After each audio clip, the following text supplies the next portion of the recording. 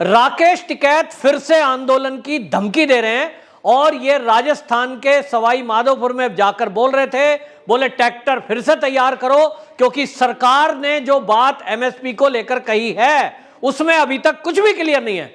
आखिरकार सवाल यह है कि 5 राज्यों के चुनाव के पहले ये जो फर्जी किसान नेता आंदोलन कर रहे थे अब दोबारा से आंदोलन की भाषा क्यों बोल रहे हैं। आपको बताएं, कुछ दिनों पहले राकेश टिकैत ने एक बयान दिया था और उसने कहा कि लोग मुझे गाली दे रहे हैं और वो कह रहे हैं कि तुमको आंदोलन करना पड़ेगा। यानी तभी माना जा रहा था कि कुछ लोग ऐसे हैं जिनसे शायद ये आंदोलन फाइनेंस हुआ होगा, किसी से इन्होंने एडवांस लिया होगा।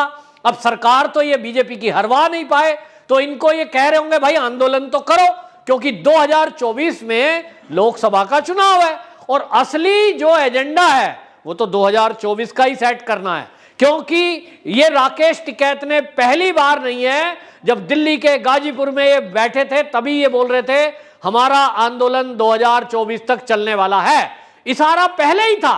इसका मतलब ये है कि ये जो फर्जी किसान नेता हैं इनको आंदोलन करने का जो एडवांस है वो 2024 तक का मिल चुका है, तो आंदोलन करना इनकी मजबूरी है। लेकिन आप गौर करें, राकेश टिकैत अब यूपी में आंदोलन नहीं करेगा। कहां पहुंच रहे हैं? राजस्थान। कहां जाएंगे? गुजरात, कहीं भी जाएंगे, लेकिन यूपी में नहीं आएंगे। यूपी में काबा, यूपी में बाबा, तो यूपी में तो बाबा है और बाबा के आने से इनको पता लग गया है कि बाबा जी का नाम हो गया है बुलडोजर बाबा।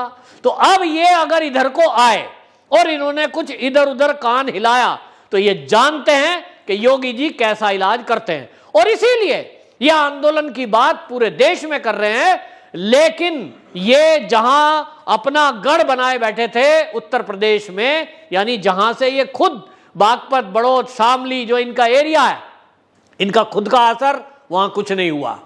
वहां से भारतीय जनता पार्टी को जीत हासिल हुई, यानी वहां के किसानों ने इनको नकार दिया।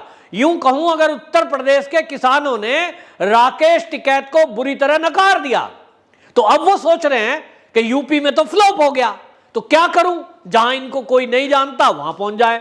तो अब ये राजस्थान गए हैं क्योंकि इनको एक सवाल उठाया जा रहा था कि आपके सारे आंदोलन भाजपा शासित राज्यों में क्यों हैं। तो अब इनको लगा कि लोग सवाल उठाएंगे। कोई लोग ये कह रहे हैं, किसान आंदोलन से जुड़े हुए लोग और जो किसान संगठन चलाते हैं जैसे कि भानु प्रताप जी हैं, उन्होंने कहा है कि ये राकेश टिकैत रह ही नहीं सकता, आंदोलन करना इसकी मजबूरी है क्योंकि ये है आंदोलन जीवी, इसका काम आंदोलन से चलता है। उन्होंने आरोप लगाया खुला कि ये तो फंडिंग आती है, पैसे लेता है, ब्लैकमेल करता है। हो सकता है अब ये राजस्थान जाने का मकसद यही हो कि वहां जाकर के आंदोलन करने के नाम पर सरकार को ब्लैकमेल करने की कोशिश कर रहे हो। हालांकि ये उम्मीद कम जताई जा रही है क्योंकि जो आंदोलन चला था उसमें हमने देखा कि कांग्रेस के इशारे पे ही सब कुछ चल रहा था। कांग्रेस ने ही इस आंदोलन की शुरुआत करवाई और वही बयानबाजी स्क्रिप्ट लिख के दी जाती थी, वही उस नेता को बोलते थे। और पंजाब के नेताओं ने तो अपने को एडजस्ट कर लिया, पार्टी बनाई, हालांकि कुछ सफलता नहीं मिली लेकिन पार्टी बनाई, खुलकर एजेंडा सामने आ गया। अब राकेश टिकैत की तो हालत यह है कि ना तो राजनीतिक पार्टी बना पाए, ना एक भी अपना विधायक जिता पाए, अब कुछ भी हाथ नहीं लगा, ना घर के ना घाट के, हालत वो हो गई। तो क्या करें, आंदोलन करना मजबूरी है। तो जो लोग आंदोलन के लिए एडवांस दे चुके हैं भाई वो गाली देंगे, वो तो कहेंगे आंदोलन करो। तो करो क्यों? अब ये एमएसपी की बात कर रहे हैं। एमएसपी में जो किसान नेता हैं उन संगठनों से 2 नाम सरकार ने मांगे हैं और संगठन कितने हैं? पूरे भारत में 350 से ऊपर संगठन है, हर आदमी चौधरी है। तो फिर राकेश टिकैत को ही क्यों बुलाएंगे? क्यों नहीं भानु प्रताप को बुलाएगी सरकार? कौन तय करेगा?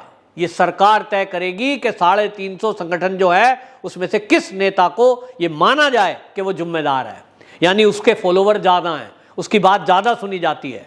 तो राकेश टिकैत कहते हैं हमें जब तक ये पता नहीं लगेगा हम नाम कैसे भेजेंगे। भाई आपको बुला कौन रहा है?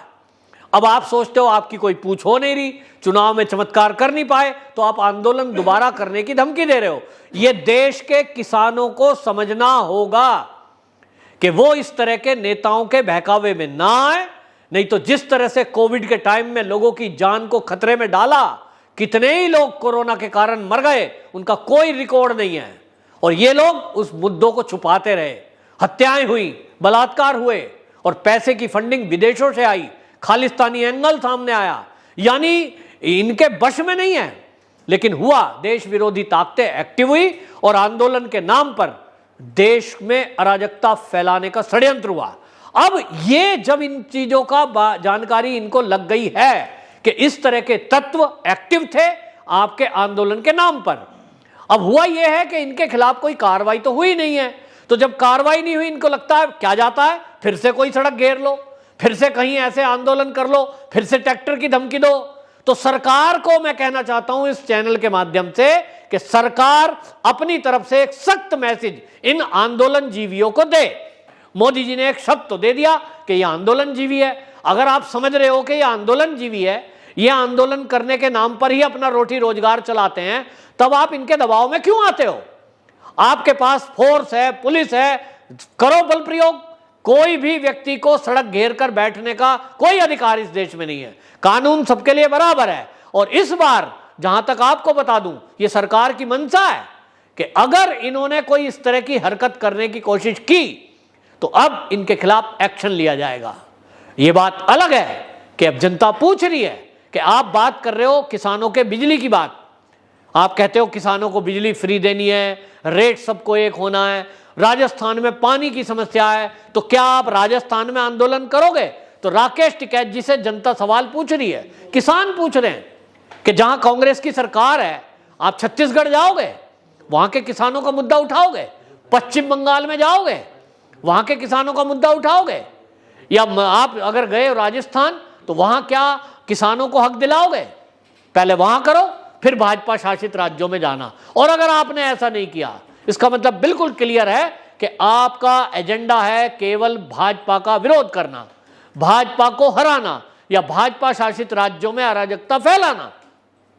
नहीं तो आप सबको बराबर रूप से अगर देख रहे हो और अपने को किसान नेता कह रहे हो, तो किसान किसान बराबर है, चाहे वो महाराष्ट्र का हो, फिर चाहे वो यूपी का हो। तो आप सिलेक्टिव चीजें कैसे कर सकते हो? और इसलिए इस बार जनता को काफी आक्रोश है। ये पिछली बार जो 1 साल आंदोलन चला, उसको लेकर जनता में काफी गुस्सा था। लोग कोर्ट तक पहुंचे थे, लेकिन कोर्ट ने जिस तरह से मौन धारण रखा, अब जनता इसको सहन नहीं करेगी। उत्तर प्रदेश की अगर मैं बात करूं, उत्तर प्रदेश में योगी आदित्यनाथ जी ने जो घोषणा की थी कि हम किसानों को 300 यूनिट तक, कुछ उन्होंने कहा था कि उनको रेट कम दिया जाएगा, कुछ एरिया में बिजली फ्री दी जाएगी, वो सब योजना पहले से है। लेकिन ये जो टिकैत है, ये सरकार की योजनाओं का मजाक उड़ा रहे हैं। ये कह रहे हैं सरकार ने जो सम्मान निधि दी उसका इतना प्रचार कर दिया कि किसानों को वो भीख जैसा लगा।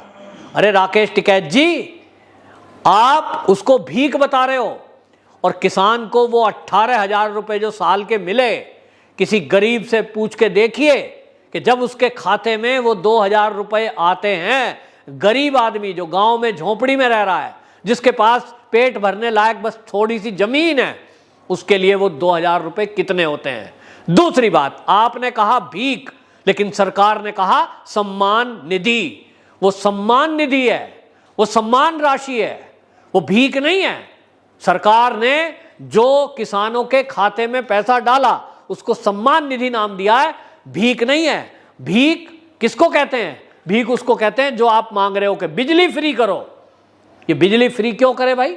मेरे जैसे टैक्स देने वाले का पैसा और उससे जो बिजली बन रही है उसको आप फ्री मांग रहे हो।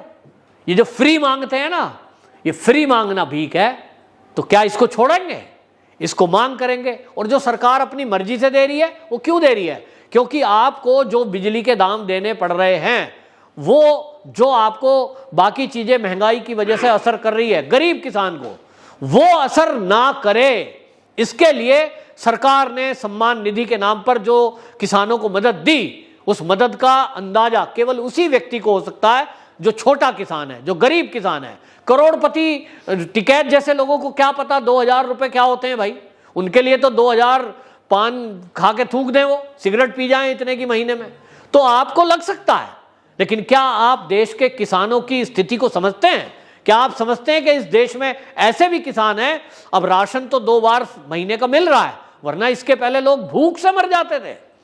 जब बीजेपी सरकार नहीं थी, जब मोदी जी केंद्र में नहीं थे, उसके पहले क्या कितनी आत्महत्याएं हुई हैं। और मोदी सरकार आने के बाद कम से कम सरकार 2 बार राशन दे रही है, तो क्या यह भी भीख है?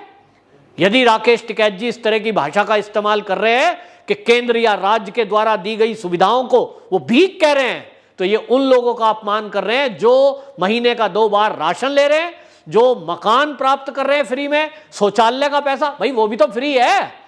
कहो आप लोगों को, अगर आप में हिम्मत है कि जिन लोगों को सरकार ने मकान दिए हैं फ्री में, वो मकान छोड़ दें क्योंकि वो भीख है। शौचालय का पैसा दिया है वो भीख है, छोड़ दो, कह के देखो, आप करो विरोध उसका। आपको देश की जनता आपकी औकात बता देगी। आप इस तरह की भाषा इस्तेमाल ना करें जिससे किसी के सम्मान को ठेस पहुंचती हो। आपको 2-4 हजार का कोई फर्क नहीं पड़ता, आपके लिए 20,000 शौचालय के लिए जो पैसा मिल रहा है उससे भी फर्क नहीं पड़ता। आपके पास बड़ी रहने के लिए कोठी है, तो किसी गरीब को अगर 2 कमरे का मकान मिल रहा है, पक्की छत मिल रही है, तो आपको तो वो भी कुछ फर्क नहीं पड़ता, उसको भीख ही कहोगे।